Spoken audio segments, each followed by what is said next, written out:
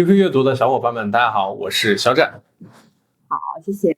其实今天下午我们也在你发布会上听到说，其实我们这次诛仙一的拍摄也很辛苦嘛，然后也是可能把这辈子能吹的风也都吹完了。所以说想问一下，在我们这次拍摄过程中，有没有你觉得特别难克服的困难，或者你觉得遇到最大的挑战，有没有印象深刻的？其实我觉得苦吧，我觉得演员这一行就是这样，所以我觉得没有必要拿出来说。明白。但是如果你问我特别印象深刻的就是冷，其实真的很冷，就是冷，但是冷也就算了，但是冷呢就是你说不出话来，那就影响到表演了。对，所以其实这个还蛮难忘。明白。其实有没有苦中作乐的时候？你觉得这个拍摄过程中，你觉得特别有意思的一些事情，给你留下很深刻印象吗？有啊，就是包括我跟大黄跟小灰猴在拍的时候，就是你想动物都已经冷到不想拍了，就那个鼓风机一吹，那个风一来，大黄就往我怀里跑，就有一场他就害怕了，大黄就抖，我就把大黄抱住，我们俩在那个悬崖边上，真正的悬崖边上。我把他抱着，我说大黄别怕，我说大黄别怕，我说一会儿就好，就是你先得把它温暖一下大黄。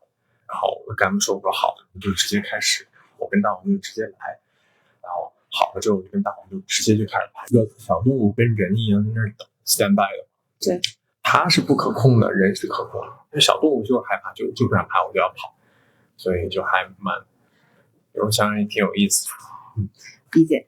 就是其实你今天也说到嘛，张小凡他是一个就是平凡的不能再平凡的一个角色，但是他其实又是一个逆天改命的能够逆袭人生的一个角色。你觉得张小凡最不平凡的特质在什么地方？最不平凡的就是他的真，其实这是一般人做不到的，我觉得他能做到就已经代表他不是一个凡人，就恰恰是因为他的真诚，他的真心，他的善良，才能指引着他去逆天改命，才让他的平凡人生当中出现了转机。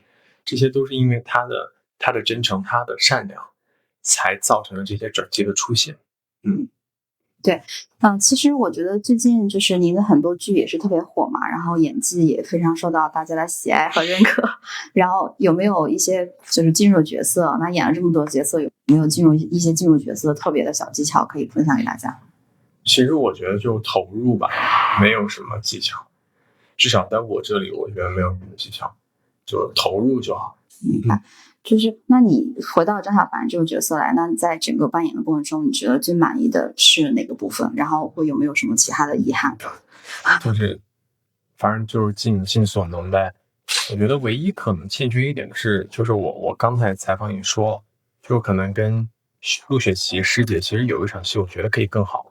就是他晕倒在那个小溪边，就是我把他扶起来那一段，其实那一段是一个我跟他的一个情感的一个递进，在电影里面，觉得如果再拍一次的话，可能我会放更多的情愫进去，现在还是有一点太单纯的，就是待在沙上，偏多一点。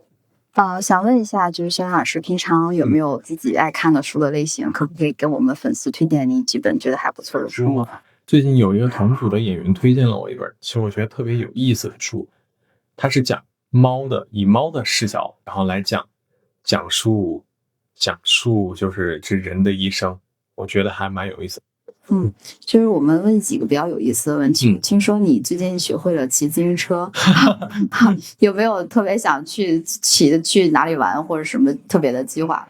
我还不敢骑上路呢，因为我会怕那种后面有公交车在后面一滴我就慌乱，我只敢在那种荒无人烟的大道上面骑，就一旦后面如果有车滴我的话，我就会慌。